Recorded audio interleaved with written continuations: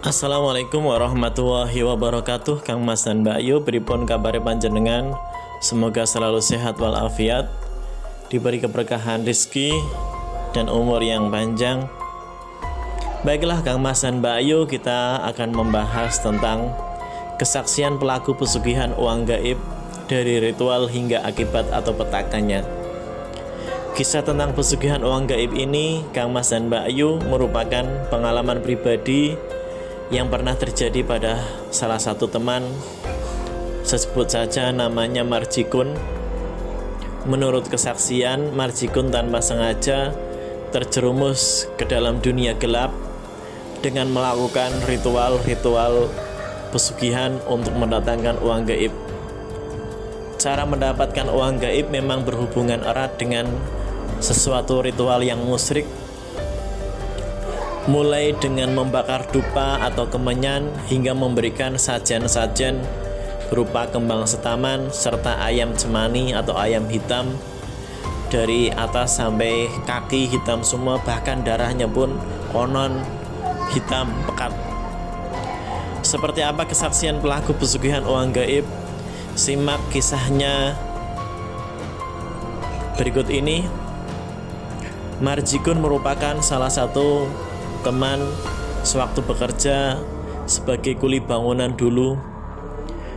Sebagai salah satu kepala rumah tangga dengan 6 anak, sudah sepantasnya Marjikun bekerja keras, memeras keringat guna memenuhi kebutuhan ke-6 anaknya dan istrinya. Mengingat pekerjaannya sebagai kuli bangunan dirasa tidak mencukupi kebutuhan keluarga, ia lantas sengaja mencari rekanan yang kerap diceritakan memiliki cara mendapatkan uang gaib. Dengan gelap mata, setelah mendengarkan cerita tersebut dari kawannya, langsung Marjikun merasa kaget dan terheran-heran di mana temannya yang dahulu hidup serba pas-pasan, bahkan kurang, tiap harinya makan pun susah, dan kini memiliki pinjaman di berbagai bank, Kini terlihat sukses dan hidup berkelimangan harta, mobil mewah, rumah megah. Singkat cerita, sebut saja Kirun namanya, teman Marjikun, membeberkan rahasianya dalam melakukan pesugihan uang gaib. Kirun tentu saja mengaku melakukan ritual sesat tersebut karena merasa tak ada jalan lain yang dapat dilakukan kecuali hal tersebut. Dia mengaku meminta bantuan kepada seorang yang mampu menjadi mediasi ritual guna mendapatkan uang gaib. Setelah mendengar cerita dari Kirun, singkat cerita, Marjikun tertarik dengan cara mendapatkan uang gaib yang dilakukan oleh temannya tersebut. Karena ikut-ikutan awalnya, seperti biasa dalam ritual penarikan uang gaib atau uang dari alam lain, seseorang wajib menyediakan berbagai macam sesajen dari minyak mistik hingga tumbal berupa kambing gibas. Setelah mendapatkan sejumlah uang pinjaman dari hasil menggadaikan sertifikat rumah, akhirnya Marjikun kembali ke rumah Kirun dengan membawa uang sebesar 10 juta rupiah yang tujuannya digunakan untuk membeli sesajen dan kambing gibas sebagai tumbalnya.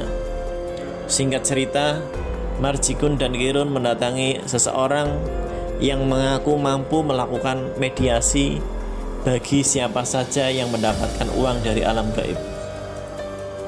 Proses ritual penarikan uang gaib itu sendiri dilakukan di suatu hutan yang Marjikun sendiri mengaku tidak mengetahui nama hutan tersebut. Ya, saya cuma ikut aja pokoknya, mulai dari membeli sesajen hingga mendatangi hutan tersebut, ungkap Marjikun menjelaskan pengalamannya. Dalam ritual tersebut tidak ada seorang pun yang diperbolehkan mengeluarkan kata-kata kecuali si mediator itu sendiri atau mbah dukunnya. Menyan telah dibakar dan aroma mistik yang sangat menyengat di hidung sudah ditaburkan. Selanjutnya sang mediator berkomat-kamit sambil melafat mantra-mantra, memejamkan mata, dan sesekali menabur serbuk di atas kemenyan yang terbakar. Tugas Marjikun dan Kirun hanyalah membawa suatu kain hitam yang di atasnya terdapat bunga-bunga setaman yang tidak tahu jenisnya dari daun sirih merah. Menjelang pukul 12 malam, waktu setempat tentunya, Marjikun mengakui mulai merasakan kehadiran makhluk gaib yang diawali dengan hembusan angin besar tak seperti biasa. Suasana sangat hening dan membuat bulu kuduk merinding. Namun apa boleh buat, melalui cara ini semua permasalahan saya dan keluarga dapat teratasi, ungkap Marjikun dalam sebuah cerita. Tidak lama kemudian terasa ada sesuatu yang berhembus menggerakkan kain hitam yang mereka pegang.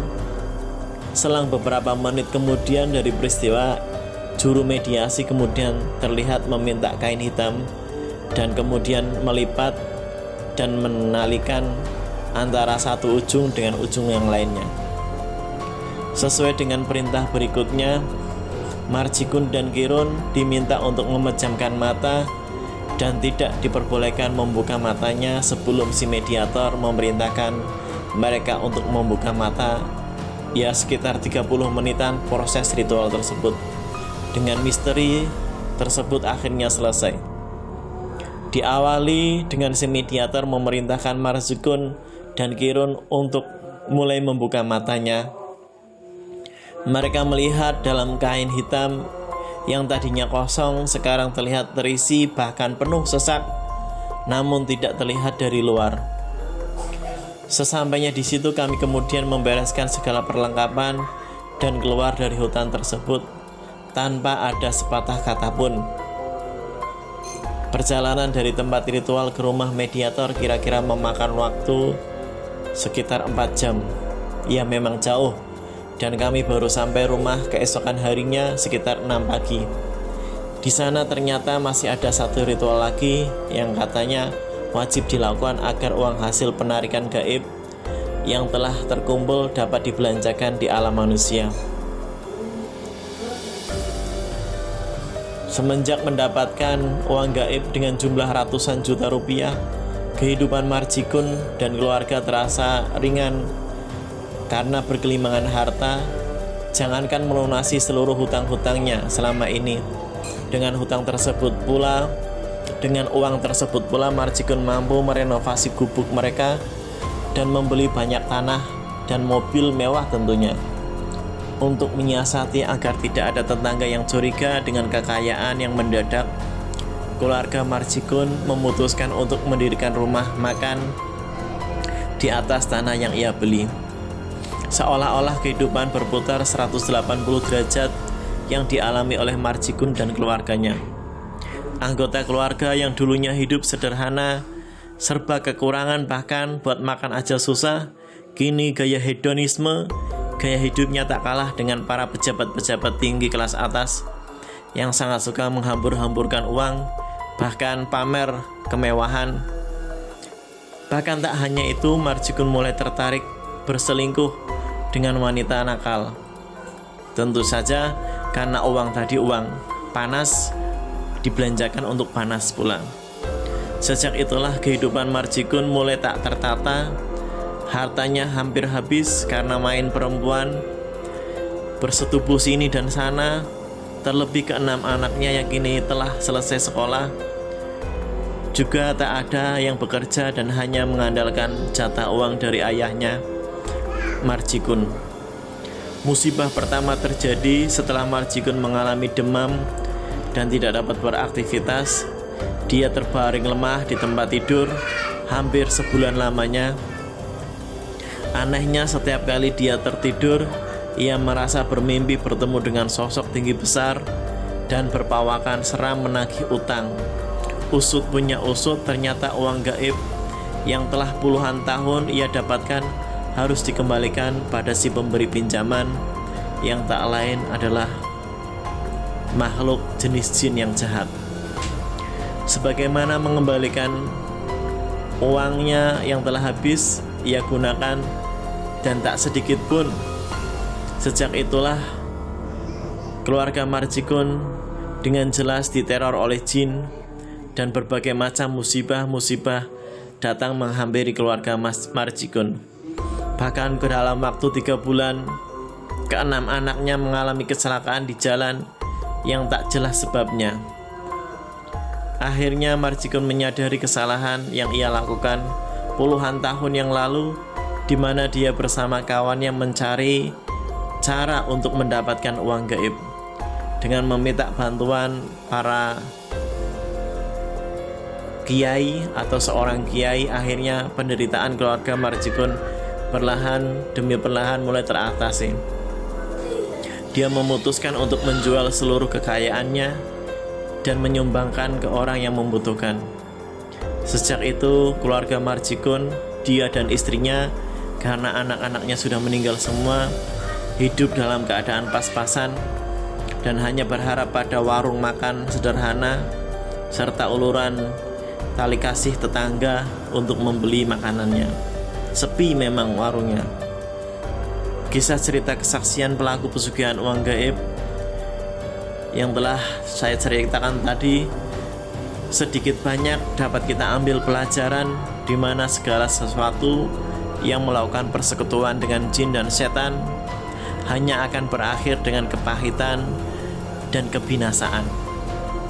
Semoga kita dapat tercerahkan hatinya agar selalu berdoa dan mengandalkan pekerjaan kita sesuai dengan keyakinan kita masing-masing. Yang halal dan berkah itu yang harus kita dapatkan. Jangan lupa like, share, komen, dan subscribe.